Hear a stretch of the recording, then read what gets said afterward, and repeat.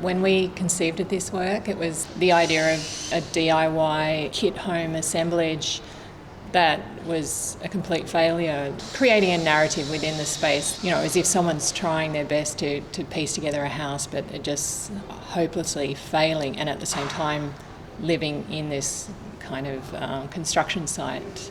In a sense, it's a kind of creative outlet that people have, like, to manipulate their homes and stuff like that. But then it's also, there's this kind of like, there's almost like this pressure that you have to do. And what if you don't want it? What if you're not really that inclined? And I guess this situation is what is kind of similar to that, where someone's like, they're trying to fit within this mould, but they're not quite succeeding. Yeah. A lot of our past sculptural works have used IKEA furniture, and this often comes with a pictogram instruction booklet, not using any language, but it'll be illustrating how to assemble something. And often when you assemble something like that, you get it wrong. So it's always the case, really. It's just trial and error, just keep on trying.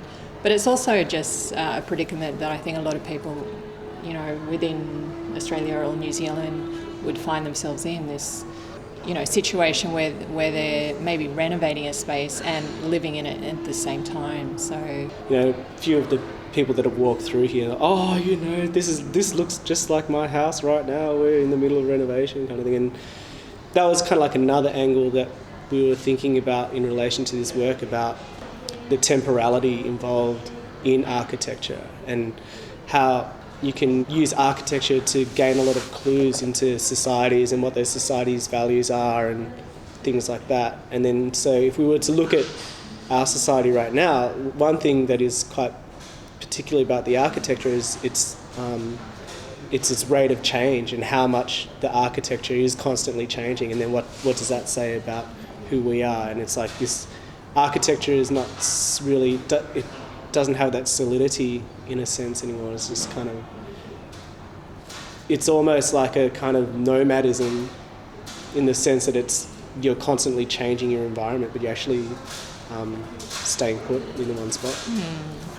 This work is strangely performative in a sense, in that we've been in Auckland for almost a month, and then within that month we've been sourcing these materials and really navigating Auckland as newcomers, but then navigating the city in a totally non-touristic fashion. It's not something we really go out of our way to do at home, but we always find ourselves in these situations when it comes to creating the work. We become victims of something that we kind of try to not be a part of, or it's funny. Here we are in this kind of shopping mania, trying to find the cheapest possible way of making this installation happen. And